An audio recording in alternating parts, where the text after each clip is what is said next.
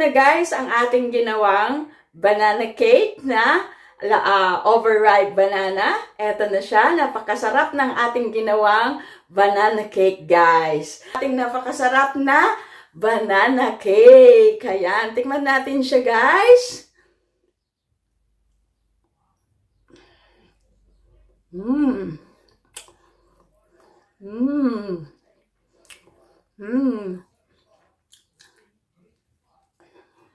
Wow. Ang sarap. Guys, alam nyo pa guys na itong banana cake na ito, pwede nyo po siyang gawing pang negosyo.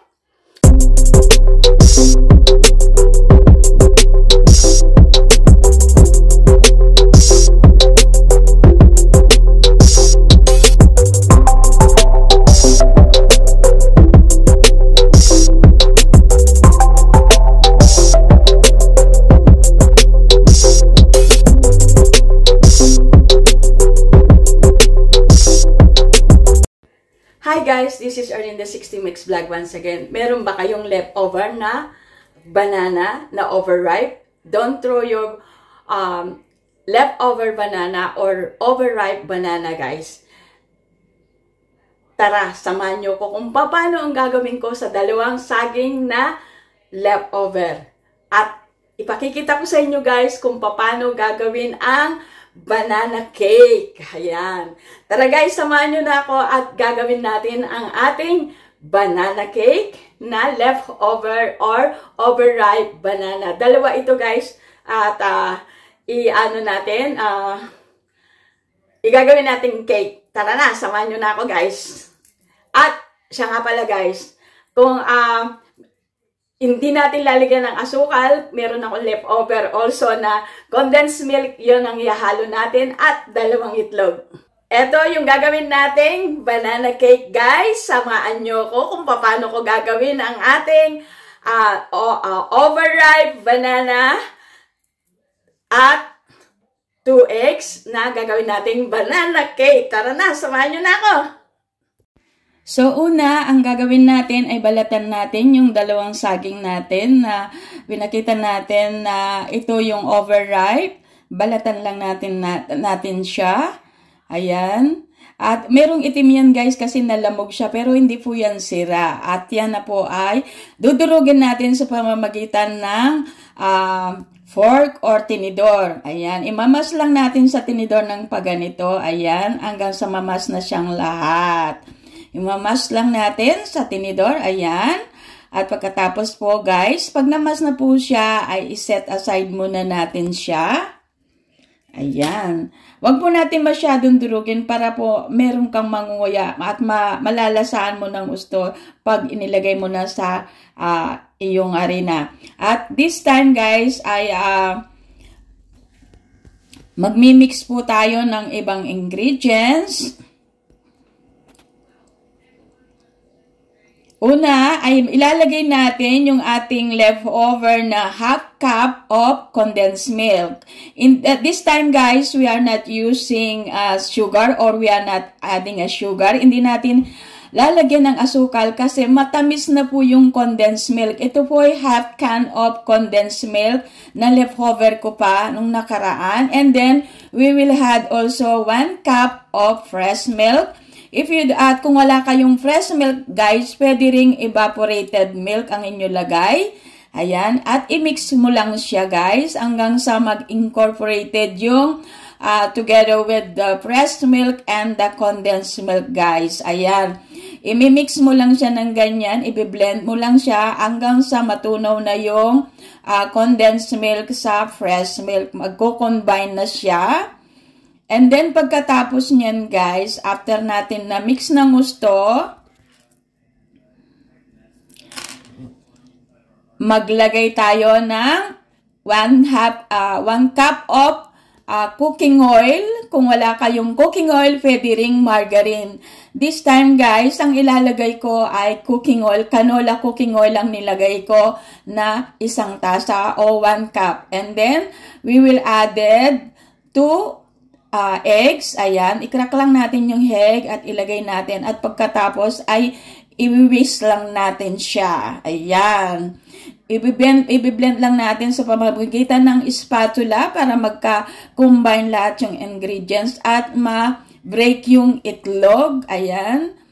Ayan, shake mo lang siya ng ganyan at pagkatapos niyan guys, pwede ka rin gumamit ng whisk dyan. And then we will add na yung mashed banana dyan, ayan. Ayan siya guys. At i-whisk lang natin siya uli pagkatapos nating nalagay yung mashed banana.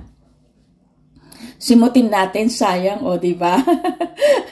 Ayan, i-whisk lang natin siyang ganyan. At wag nyo pong itapon yung mga overripe yung banana kasi pwede nyo pong gawing cake. Ayan. Kasi mas masarap ang banana cakes kapag overripe na yung banana. Ayan. And then we whisk lang ng ganito guys para mag-incorporated lahat yung ingredients. At after that guys, mag-sip tayo ng flour. 2 to 3 cup ng flour, ayan. Ang nilagay ko po dyan ay 3 cup of flour. At saka 2 tablespoon of baking powder. And then we will add pinch of salt. Ayan.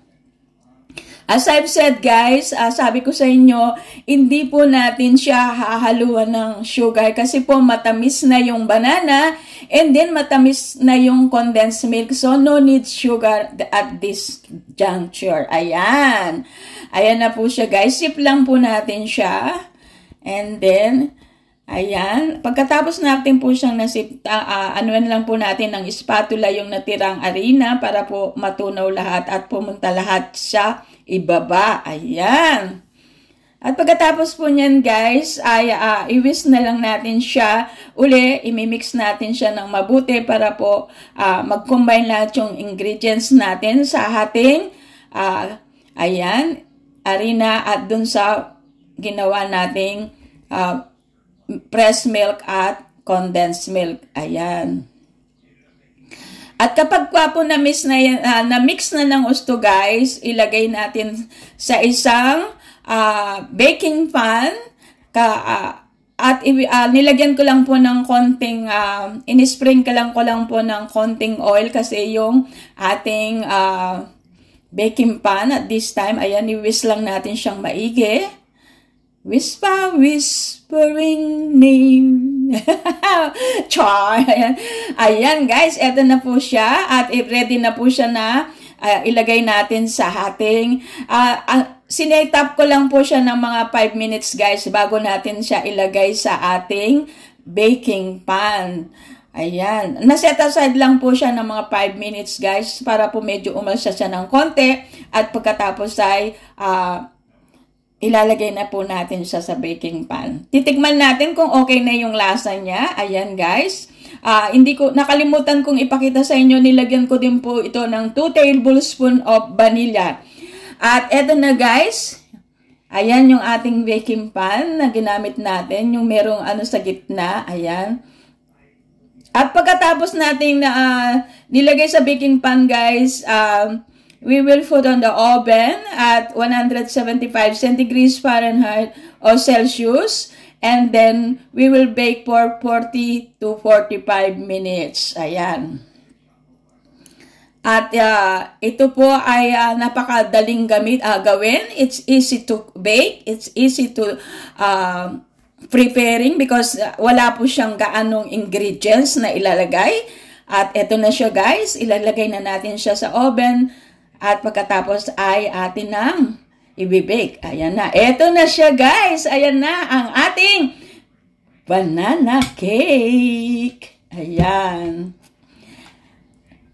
Uy. Ayan. Tanggalin na natin siya. Wow. Dumikit siya ng gusto guys. Ayan. Ito na. Ito na. Uy. Suspense pa ang natin ha. Ayan. Ito na. Oops. Ito na siya guys. Medyo natanggal yung balat ng konti. Nabutas. Hi, char! At ayan na, slice na natin ang ating banana cake. Uy, yummy, yummy. Naglalaway na ako, guys. Uy, parang may birthday dito. Wala pong birthday guys.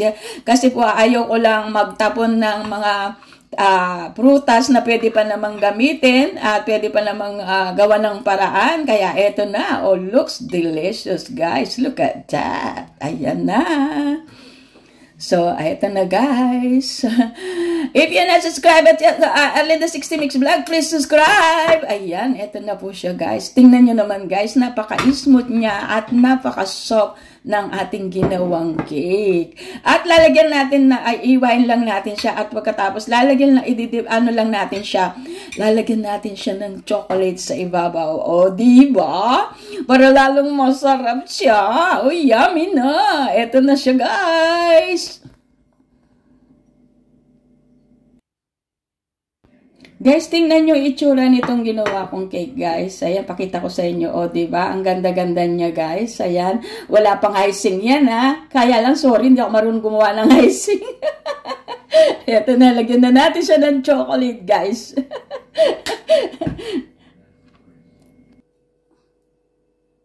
So, eto na, guys, ang ating ginawang banana cake na overripe banana. Eto na siya. Napakasarap ng ating ginawang banana cake, guys. At ayan, kung hindi pa kayo nakasubscribe sa channel ko, please subscribe, Arlinda 60 Mix Vlog.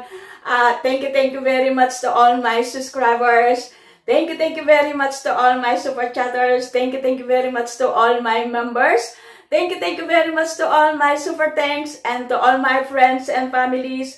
Thank you very much to all of you guys. At ayan, if you're not subscribed my channel, please subscribe Arlinda 60 Mix Vlog. And click the bell down below so that you can follow all the notification. So, ito na guys, ang ating napakasarap na banana cake. Ayan, tikman natin siya guys.